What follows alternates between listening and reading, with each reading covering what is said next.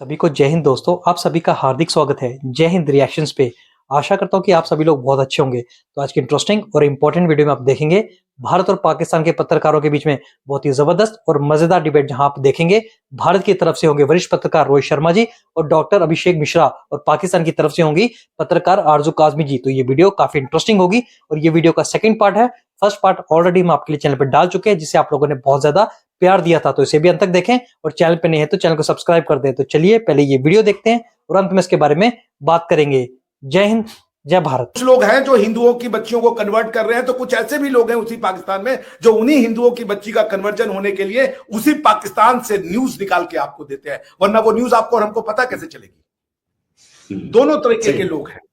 इसलिए मैं आरजू काजमी जी से, मैं इन सारे यूट्यूबर्स बच्चे, या मैं पाकिस्तान की स्टैब्लिशमेंट से या पाकिस्तान के आए, मारना तो बहुत आसान है भाई, कोई किसी को भी गोली मार सकता है, मैं कल ट्रेन के नीचे आ सकता हूं, कुछ भी हो सकता है। पर पॉइंट क्या है कि क्या हम एक बात पे खत्म, क्या मैं एस्टैब्लिशमेंट के अगेंस्ट में हूं? नहीं हूं। क्या मैं पाकिस्तान के अगेंस्ट में हूं? नहीं हूं। मैं पाकिस्तान के मौजूदा फॉर्म के अगेंस्ट में हूं। मैं भारत के प्रति नफरत के अगेंस्ट में। मैं उनको यह समझाने चाह रहा हूं कि आप भारत से नहीं, आप खुद से नफरत कर रहे हो, क्योंकि आप जहां रहते हो वो भारतवर्ष है, उस जमीन का नाम।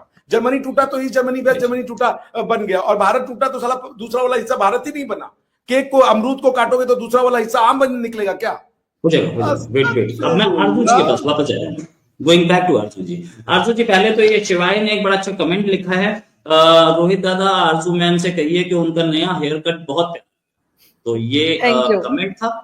और बाकी बात यहाँ पे कि आरजू जी, एक चीज तो मैं पूछूंगा कि ये सारे के सारे 24 घंटे, 3 हफ्ते से एक वीडियो नहीं आ रही थी, 24 घंटे के अंदर अंदर सारे के सारे कैसे बाहर आ गए?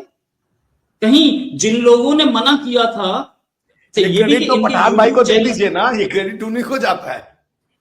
हाँ, इसमें कोई शक नहीं, क्रेडिट उनको जाता है, मैं मानता हूं, क्योंकि कहीं ना कहीं उन्होंने जो वीडियो बनाया उसके बाद एक अफवाह फैली कि इन लोगों को मार दिया गया है, और उस अफवाह को क्लैरिफाई करने के लिए हो सकता है ये सारे सामने आए हों।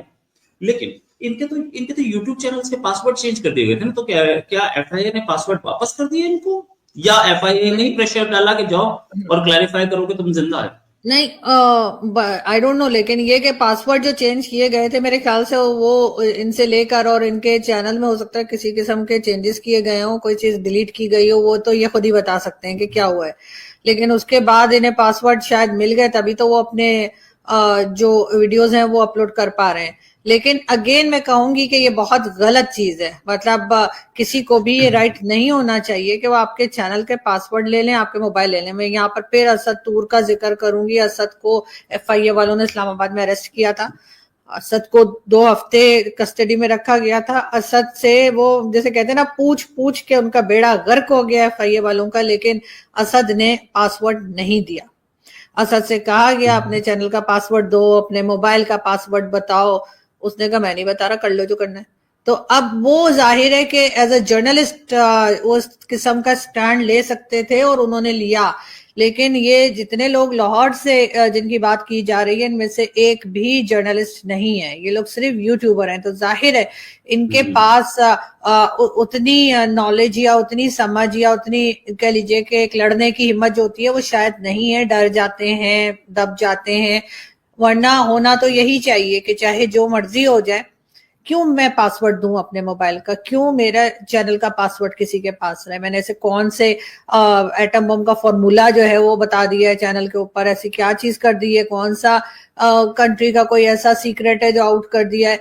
लेकिन यहाँ पर ये हैरेसमेंट की जाती है और डेफिनेटली लोगों को इस तरफ लाया जाता है, और अनफॉर्चुनेटली अपने सोर्सेज यूज करके, अपने कॉन्टैक्ट यूज करके, क्योंकि किसी ने कभी ना कभी जो है एजेंसीज के साथ, आईएसपीआर के साथ और उनके साथ काम किया होता है, वहां से रिटायरमेंट लेने के बाद या वहां से निकाले जाने के बाद, या अभी भी हो सकता है उनके साथ कांटेक्ट होने की वजह से जो है वो लोगों को परेशान और तंग किया जाता है। नहीं, ये आज की बात तो नहीं है, ये लोग तो पिछले कई साल से काम कर रहे हैं। मैंने तो जब मैं खुद आई थी जब 2020 में, तब भी ये लोग इसी तरह के शोज किया करते थे, रोड पे कर रहे हैं, बाहर जाके बात कर रहे हैं। ये कोई अभी अचानक से तो शुरू नहीं हुआ है। और अगर आप ये समझते हैं कि जी लोगों से जबरदस्ती पूछवाया जा रहा है, तो आप उसके ऊपर कह सकते हैं, उनको बता सकते हैं, एक लाइन ड्रॉ की जा सकती है कि जी आप लोगों को परेशान ना करें। अगर लोगों ने कोई कंप्लेन की हो कि जी हम रोड पे जा रहे थे और लोगों ने पकड़ पकड़ के जो हमसे सवाल किए, तो वो चीज एक बताई जा सकती है, लेकिन उसमें किस तरीके से डराना, धमकाना, उनसे पासवर्ड ले लेना, उनके चैनल के अंदर चेंजेस कर देना, और उसके बाद ये कितने दिन ये अफवाह उड़ती रही है कि चाहे वो किसी ने भी की हो, जो भी यूट्यूबर है, पठान भाई के कौन, आई हैव नो आइडिया कि वो कौन है, लेकिन ये कि अगर उन्होंने बोला कि जी फांसी हो गई, ये हो गई, तो भाई आपने तो दूसरे दिन ही इनको बाहर निकाल देना था कि जाओ जाके वीडियो करो, बताओ लोगों को। इतने दिन क्यों बिठा के रखा, इतने दिन क्यों वीडियो नहीं आई? तो कहीं ना कहीं इन लोगों की जो है वो कह लीजिए कि नासमझी है, या एक अपने आप को बहुत बड़ा तोप समझना है हमारी एजेंसीज का, और उन लोगों का जो लोगों के नाम डलवाते हैं, लोगों को डराते धमकाने की कोशिशें करते हैं। लेकिन अनफॉर्चुनेटली जो मेन इश्यूज हैं पाकिस्तान के, उसकी तरफ देखने के बजाय उधर टीपी मार लगा रही है, वहां बीएलए जो है वो लड़े चला जा रहा है। लेकिन ये क्या कर रहे हैं, ये बैठ के यूट्यूबर्स को पकड़ रहे हैं कि नहीं जी नहीं, आपने वीडियो नहीं बनानी। तो उससे क्या होगा, क्या लोगों को नहीं पता लगेगा कि बीएलए क्या कर रहा है या टीटीपी क्या कर रहा है? साथ इनको ये भी कहा गया कि बांग्लादेश के ऊपर वीडियो क्यों बनाइए। अरे बांग्लादेश न्यूज के तौर पर आ रहा था ना, बांग्लादेश में एक गवर्नमेंट चेंज हुई थी, बांग्लादेश की प्राइम मिनिस्टर को निकाला गया था, तो वो न्यूज है, तो वो न्यूज के ऊपर अगर काम करेंगे तो क्या बांग्लादेश छोड़ देंगे? तो अब हमारे पेट में जैसे अफगानिस्तान का दर्द उठ रहा था, अब हमारे अचानक से बांग्लादेश का हो गया कि बांग्लादेश को कुछ मत बोलो। तो भाई बांग्लादेश की न्यूज ही तो दे रहे हैं, और क्या कर रहे हैं? लेकिन जाहिर है कि बहाना चाहिए होता है। अगर किसी ने कुछ करना ही है या किसी ने अपनी सोर्स लड़ा के किसी को तंग करवाना ही है, तो आपको मालूम है बहाना ही चाहिए। मेरे डॉक्टर साहब को अगर मैं कहना चाहूँ, डॉक्टर साहब इतने कोने में बैठे हैं कि आधे नजर आ रहे हैं और आधे नजर नहीं आ रहे।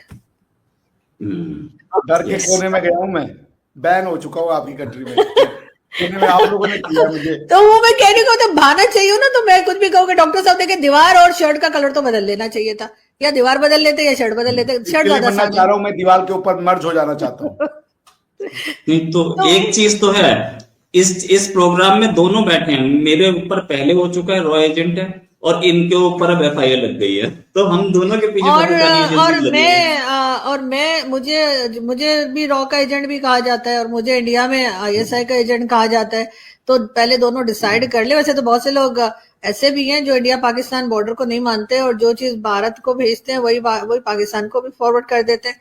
लेकिन ये कि कई लोग ऐसे हैं जो बॉर्डर को मानते हैं। तो मेरा ख्याल है कि थोड़ा ख्याल कर लेना चाहिए कि अगर कोई बात कर रहा है, हिम्मत करके बात कर रहा है, तो उसका मतलब ये नहीं है कि वो कोई एजेंट। और ये कौन सी एजेंसी है जो ऐसे लोगों को रखेगी कि आओ और हमारे ही बारे में जो है हमें ही एक्सपोज करो। तो जो लोग भारत से बैठकर लोगों के ऊपर टैग लगाते हैं कि ये आईएसआई है, ये है, वो है, उनको थोड़ी सी उनको भी अकल कर लेनी चाहिए। यस और ये चीज के अब आगे क्या होगा हम लोग देखेंगे। सना अमजद ने बोला कि मैं 2 दिन में आऊंगी और डिटेल्स के साथ। शोएब ने भी बहुत सारी डिटेल्स दी, लेकिन विद द टाइम डिटेल्स और आएंगी। मेरा राब्ता नहीं हो पाया किसी से भी अब तक।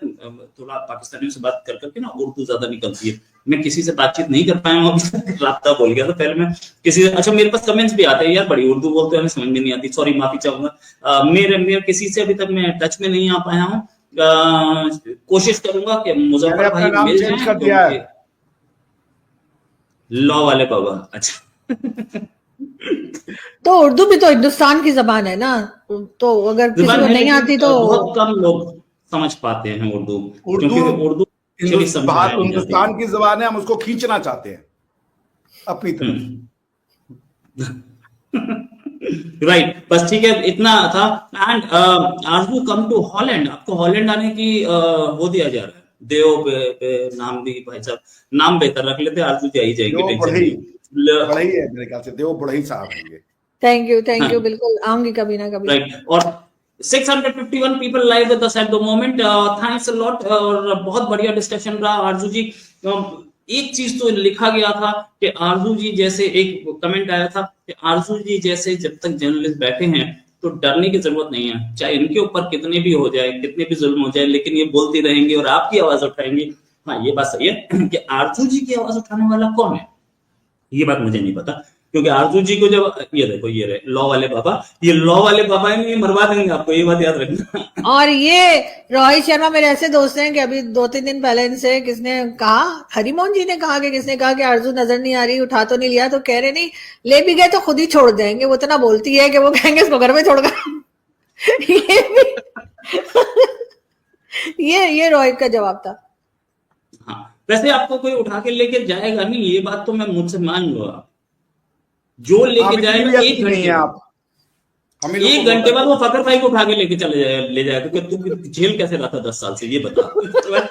थैंक्स अ लॉट दोनों के साथ। और लॉ वाले बाबा डॉक्टर अभिषेक मिश्रा, इनका अपना भी चैनल है, live law Abhishek law, and आरजू काजमी जी का अपना channel Aarzoo Kazmi, and Rohit Sharma India matters में रोहित शर्मा, आप देख रहे हैं। लाइव सब्सक्राइब करें, लाइक करें और शेयर करें। थैंक्स अ लॉट, जल्दी आएंगे एक और प्रोग्राम के साथ। अभी के लिए नमस्कार, धन्यवाद। दोस्तों आशा करता हूं कि वीडियो को आपने अंत तक देखा होगा और ये पूरी डिबेट आपको काफी पसंद आई होगी, जहां पे आपने देखा रोहित शर्मा, आरजू काजमी और डॉक्टर अभिषेक मिश्रा ने खासकर डिस्कस किया पाकिस्तानी यूट्यूबर्स के साथ जो कुछ हाल ही दिनों में हुआ उसके बारे में। तो आशा करता हूं वीडियो आपको काफी पसंद आई होगी। वीडियो अगर आपको अच्छी लगी है तो इसे लाइक और शेयर जरूर कर दें और अपने विचार हमें कमेंट सेक्शन में लिखकर जरूर बताएं। और एक बार फिर चैनल पे नहीं है तो चैनल को सब्सक्राइब कर दें। तो चलिए फिर मिलेंगे ऐसी किसी जबरदस्त और एंटरटेनिंग वीडियो में, तब तक अपना ध्यान रखिए।